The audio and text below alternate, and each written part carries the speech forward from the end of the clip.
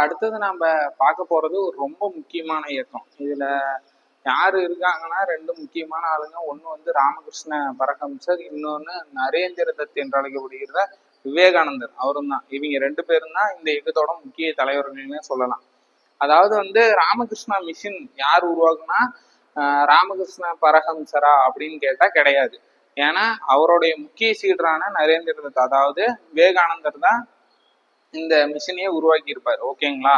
First விவேகானந்தருக்கு குருவா இருக்க ராமகிருஷ்ண பரமஹம்சரை பத்தி பார்க்கலாம். இவர் என்ன சொல்றாருன்னா, இந்த இயக்கத்தை பொறுத்த வரைக்கும் முக்கியமானது எந்த மதமாற்ற நடவடிக்கையோ முன்னாடி பிரச்சனைகளோ அந்த மாதிரிலாம் கிடையாது. கல்விக்கு உதவுறது, மனித குலத்திற்கு எப்படி தொண்டு செய்யறோம், அதனால நம்மளுக்கு என்ன நற்பயன்கள் கிடைக்குது, ஜீவன் என்பது சிவனாகும் அப்படிங்கிற போன்ற கருத்துக்களும், மனித குலத்திற்கு தொண்டு செய்தல், அவங்களுக்கு மருத்துவ ரீதியாவோ ஏதோ ஒன்று புயல் காத்து இதெல்லாம் அடிக்கும் போது இப்ப நிவாரணத்துக்கெல்லாம் உதவுறதோ அந்த மாதிரி விஷயங்கள்ல தான் ராமகிருஷ்ணா மிஷன் வந்து பெரும்பாலும் செஞ்சாங்க. ஓகேங்களா. அதை பத்தி தான் நம்ம இப்ப பார்க்க போறோம்.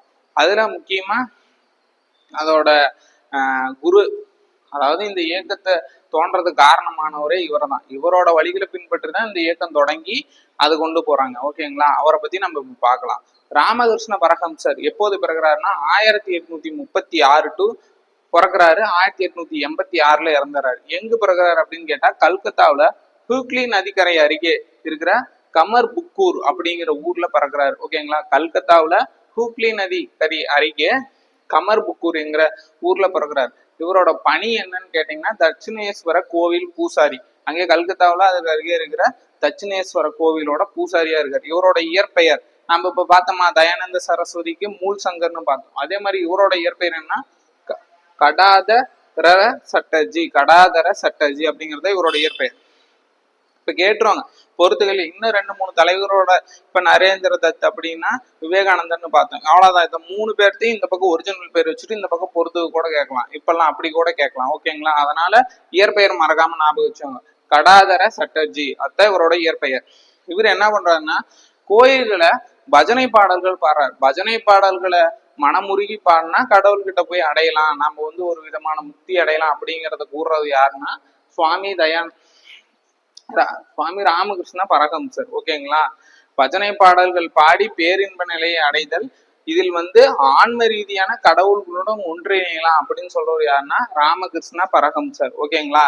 இவருடைய யாருடைய தீவிர பக்தர் அப்படின்னு சொல்லிட்டு கேட்டா காளி அம்மா இருக்காங்கல்ல, தெய்வம், அவங்களோட வந்து தீவிர பக்தர். அதே மாதிரி இவங்க காளியோட திருவிளையாடல்கள் முடிவற்றவை என அறிவிக்கிறாரு.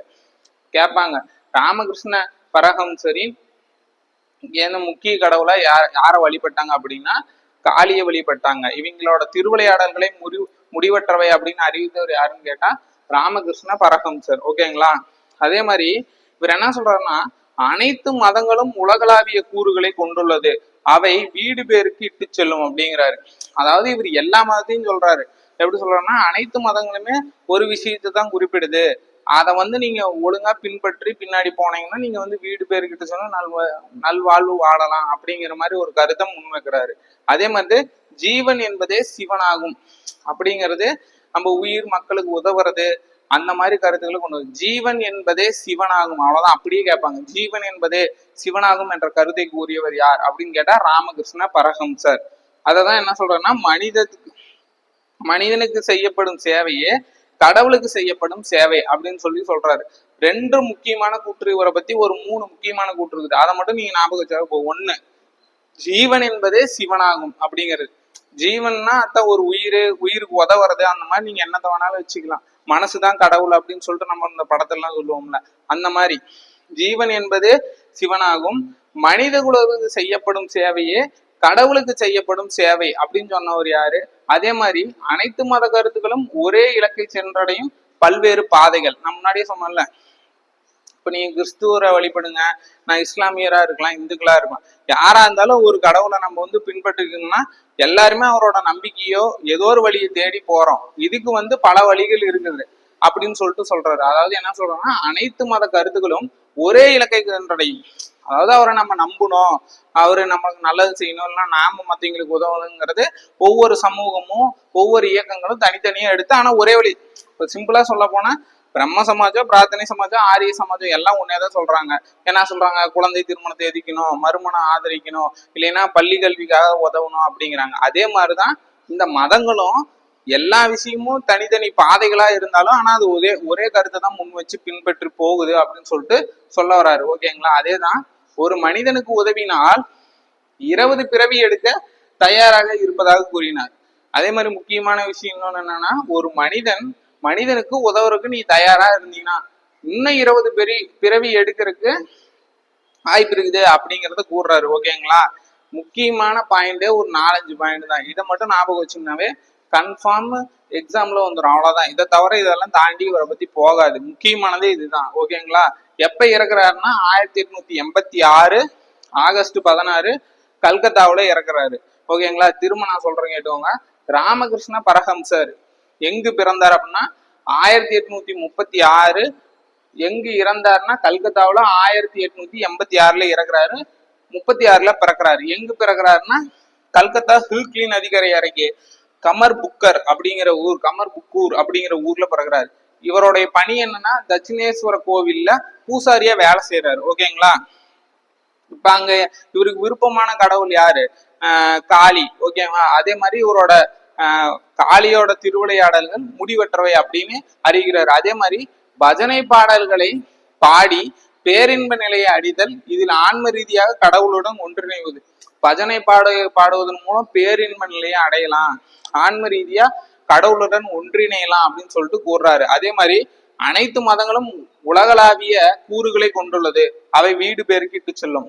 அதாவது இதே விஷயம்தான். அனைத்து மதங்களும் ஒரே விஷயத்தை தான் கூறுது, அது வந்து ஒரு பல்வேறு பாதைகளை கொண்டு செயல்படுது அப்படிங்கிற. அதே மாதிரி மனித குலத்துக்கு தொண்டு செய்யணும், ஜீவனே சிவன். அதே மாதிரி மனிதனுக்கு செய்யப்படும் சேவையே கடவுளுக்கு செய்யப்படும் சேவை அப்படின்னு சொல்லிட்டு சொல்றாரு. அதே மாதிரி முக்கியமானது இப்பயே பார்த்தோம், அனைத்து மத கருத்துக்களும் ஒரே இலக்கை சென்றடையும் பல்வேறு பாதைகள். இது நல்லா இருக்கு. இது கொஞ்சம் கேட்கறதுக்கு வாய்ப்பு இருக்கு. நல்லா பாத்துங்க. அனைத்து மத கருத்துக்களும், அதாவது ஒவ்வொரு மதமும் இருக்கு, எத்தனை கருத்து இருந்தாலும் ஆனா அது ஒரே விஷயத்தை தான் கூற வருது. அதுக்கு வந்து பல்வேறு பாதைகள் தான் இந்த மதங்கள் அப்படின்னு சொல்லிட்டு சொல்றாரு. அதே மாதிரி ஒரு மனிதனுக்கு உதவினால் நீ 20 பிறவி எடுக்கிறதுக்கு தயாரா இருக்கிற அப்படின்னு சொல்லிட்டு கூறுறாரு. ஒரு மனிதனுக்கு உதவினால் 20 பிறவி எடுக்க தயாராக இருப்பதாக கூறுகிறார். ஓகேங்களா? எப்ப இறக்குறாருன்னா 1886 ஆகஸ்ட் 16 கல்கத்தாவில இறக்குறாரு. இப்ப இவரை பின்பற்றி, அதாவது இவர் சொன்ன கருத்துக்களும் மனித குலத்திற்கு தொண்டு செய்தல் போன்ற விஷயங்கள்ல வந்து நான் இப்ப ஒருத்தர் பின்பற்றுறேன். அந்த மாதிரி பின்பற்றல முக்கிய சீடர் தான் நரேந்திர தத்தா அப்படிங்கிறவர் தான் சுவாமி விவேகானந்தரா நம்ம போற்றப்படுவார். ஓகேங்களா? அவரு இந்த சங்கத்தை, அவருக்கு பதிலா இப்ப சீடரா ராமகிருஷ்ண மிஷனை எப்படி தொடங்கினாரு, அவர் என்னென்ன சாதனைகள் பண்ணியிருக்காருன்னு நம்ம இப்ப பார்க்க போறோம். ராமகிருஷ்ண இயக்கத்தை பத்தி பார்த்துட்டு இருக்கிறோம். இப்ப இந்த இயக்கம் யாரால தொடங்கப்பட்டது அப்படின்னு கேட்டா நரேந்திர தத்தா அப்படிங்கிறவரால, அதாவது சுவாமி விவேகானந்தர்.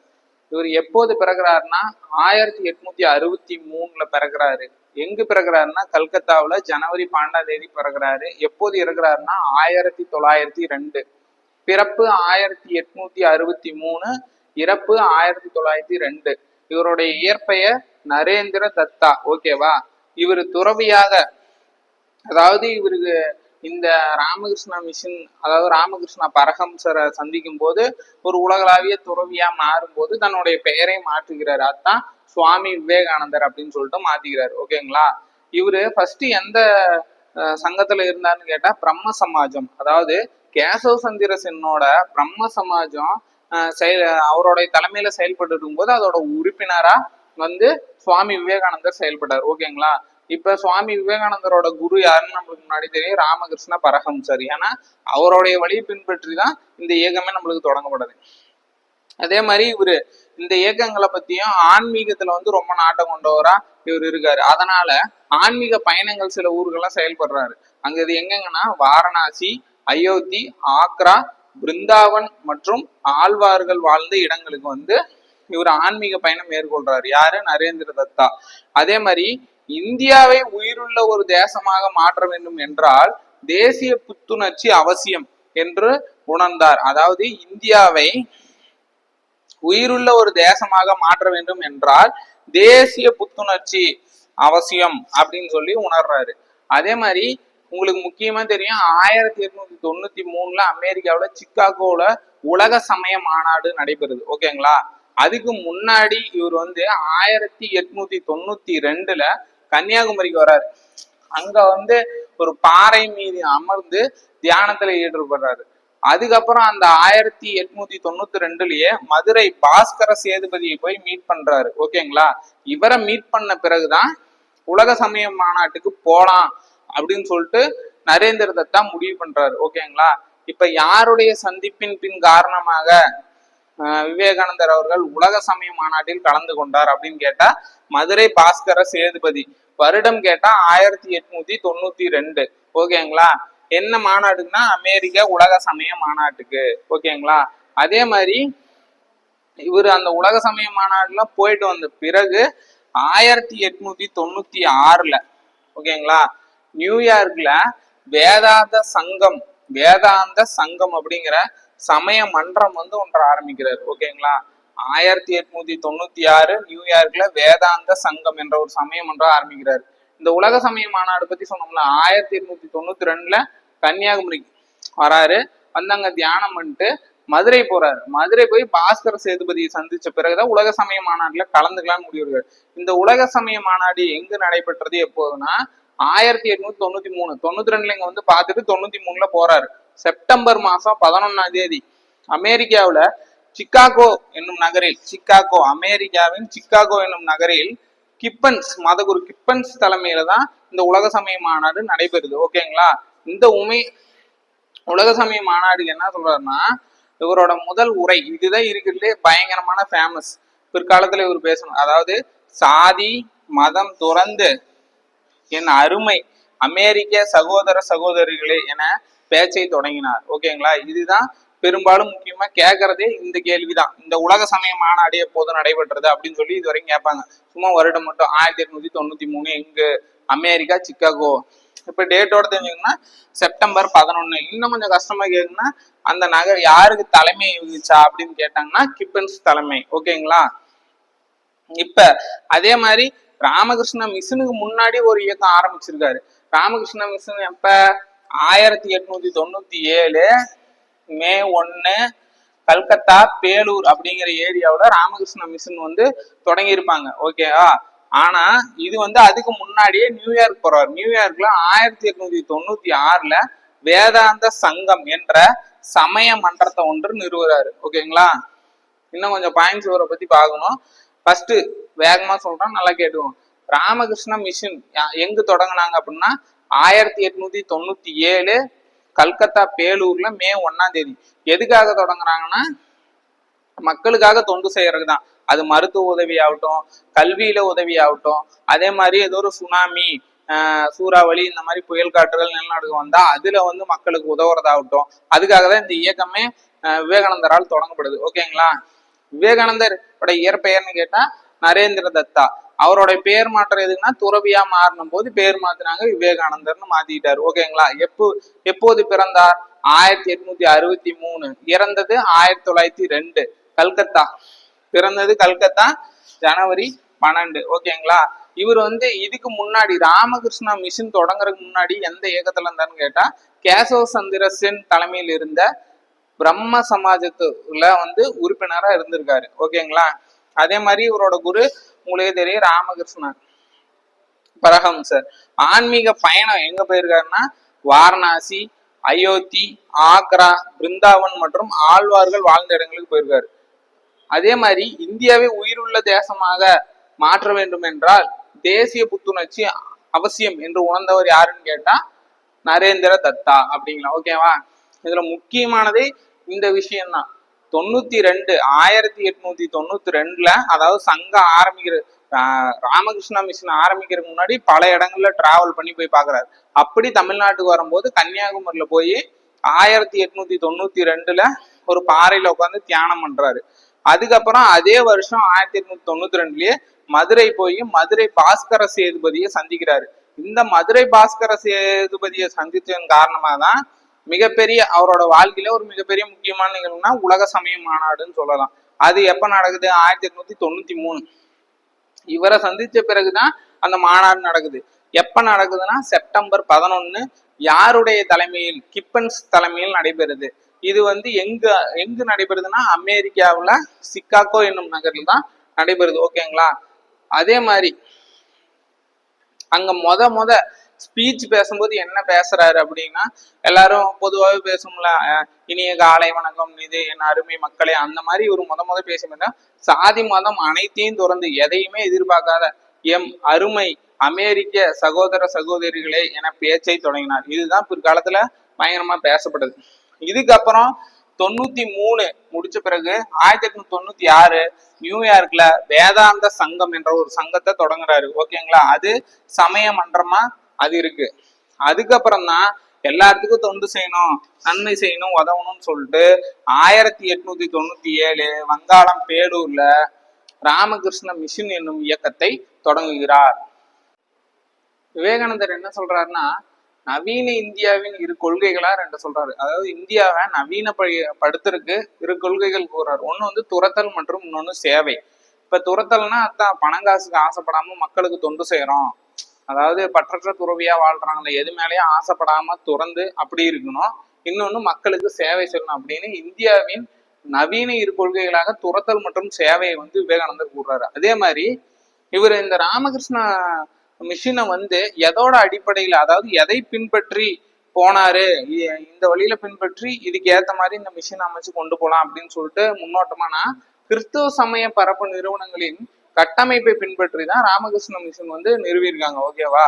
எந்த சமயம் கேட்டா கிறிஸ்துவ சமய பரப்பு நிறுவனங்களோட கட்டமைப்பை பின்பற்றி தான் இது மாதிரி பண்ணிக்கலாம், இந்த விஷயங்கள்லாம் இவங்களுக்கு நல்லா இருக்குன்னு சொல்லிட்டு முன்னெடுத்து சொல்றாரு. அதே மாதிரி இவங்க எதுக்கு உதவுறாங்க, அதாவது ராமகிருஷ்ண மிஷன் அப்படின்னா கல்வி, மருத்துவ உதவி, இயற்கை சீற்றம் போன்றவர்களெல்லாம் உதவுறாங்க. அதே மாதிரி நடைமுறை வேதாந்தமான மனித குலத்திற்கு தொண்டு செய்தல் தான் இவங்களோட முக்கியமான குறிக்கோளே. அதே மாதிரி இந்து சமய சடங்குகளில் கலந்து கொள்ள கூடாது என ஒதுக்கப்பட்ட மக்களை கலந்து கொள்ள வேண்டும் என வலியுறுத்தினார் சுவாமி விவேகானந்தன். அதாவது இந்து சமய சடங்குகள்னு இருக்கு, அதாவது ஒதுக்கப்பட்டவர்களை வந்து நீங்க கலந்து கூடாது அப்படிங்கிறாங்க. இவர் வந்து இவங்க எல்லாம் கலந்துக்கணும் அப்படின்னு சொல்லிட்டு ஆதரவு தெரிவிச்சு ஆதரிக்கிறாரு. அதே மாதிரி இந்த ராமகிருஷ்ணா மிஷன் இன்னொரு முக்கியமான விஷயம் எதுக்கு உதவுதுன்னா, அதாவது கல்வி, மருத்துவம், இயற்கை சீற்றம் இல்லாம எதுக்கு முக்கியமானனா, மேற்கு வங்க சுந்தரவன பகுதிகளில் சூரிய ஒளி மூலம் மின்சார திட்டம் ஒண்ணு கொண்டு வராங்க.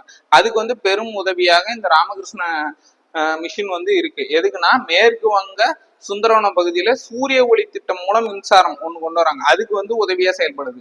அதே மாதிரி விவேகானந்தரோட இரு பத்திரிகைகள் பிரபு பாரதாரா பிரபு பாரதாரா அப்படிங்கிற ஒரு பத்திரிகை, இங்கிலீஷ் பத்திரிகை, அப்புறம் உத்போதனா அப்படிங்கிற வங்கமொழி பத்திரிகை, ரெண்டு பத்திரிகை எழுதியிருக்காரு.